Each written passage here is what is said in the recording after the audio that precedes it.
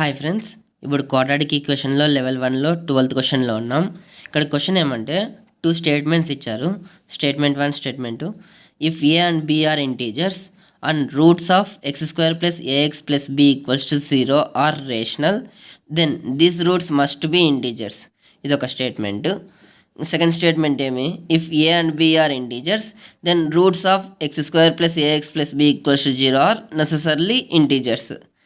First question చూద్దాం, ఆన్సర్లోకి పోదాం.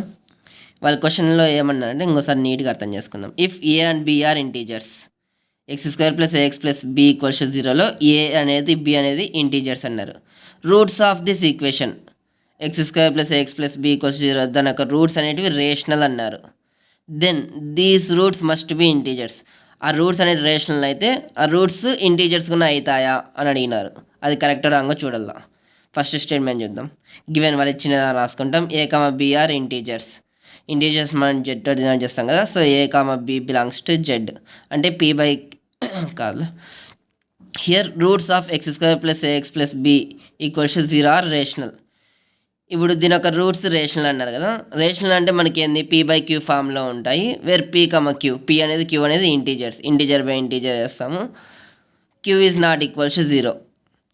So X equals to P by Q అని పెట్టుకుందాము. దాన్ని ఎక్స్ వాల్యూ దీనిలో సబ్స్టిట్యూట్ చేద్దాం.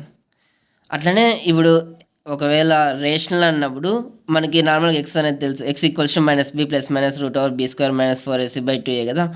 దానిలో సబ్స్టిట్యూట్ చేస్తే దీంట్లో ABC values X equals to minus A plus minus root over A square minus 4b divide by 2.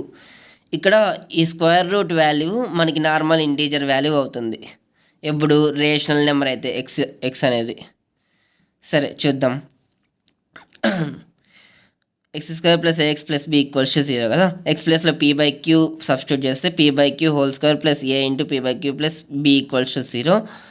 P square plus A into P Q plus B Q square equals to 0. Where P square ఇదంతా ఇవ్వక పంపిస్తే minus Q common, ఇవ్వకపోతే minus అవుతుంది, Q common తీస్తాము. A P plus B Q, ఈ queue అనేది కిందికి పంపిస్తాం. P square by Q equals to minus of AP plus BQ. మనకు క్వశ్చన్లో ఇచ్చినారు ఏబి అనేటివి ఇంటీజర్స్, మళ్ళీ పీక్యూ అనేది కూడా మనకి ఇంటీజర్స్ అని మనం అనుకుంటాం. అంటే ఇక్కడ రేషనల్ నెంబర్ అన్నారు కదా పీ బై క్యూ అనేది, అప్పుడు పీ కమ క్యూ అనేటివి ఇంటీజర్స్ అవుతాయి ఆటోమేటిక్గా.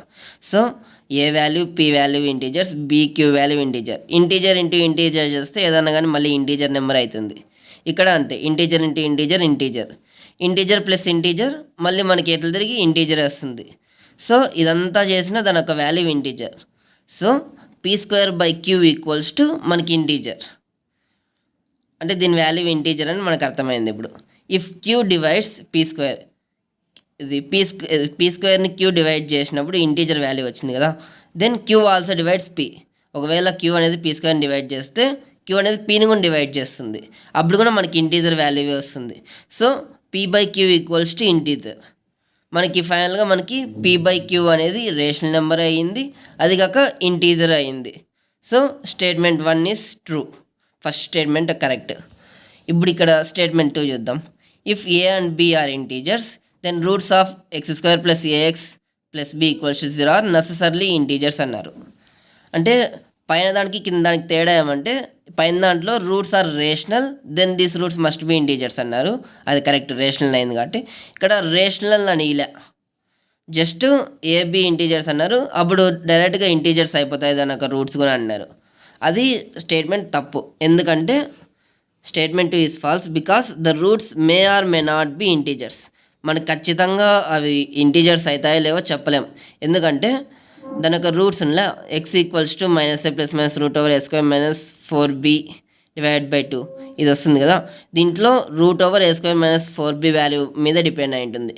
దీని వాల్యూ మనకి ఇంటీజర్ అయిందనుకో, అప్పుడు ఈ ఎక్స్ వాల్యూ కూడా ఇంటీజర్ అయ్యే అవకాశం ఉంది.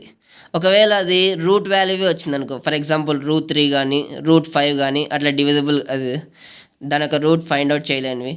సో అప్పుడు ఇది రేషనల్ నాట్ అన్ ఇంటీజర్ అవుతుంది. సో మనం ఖచ్చితంగా ప్రిడిక్ట్ చేయలేము ఇంటీజరా కాదా అనేది. కానీ వాళ్ళు స్టేట్మెంట్లో మాత్రం నెసెసర్లీ ఇంటీజర్ అన్నారు. So statement 2 wrong. Therefore statement 1 is true, statement 2 is falls.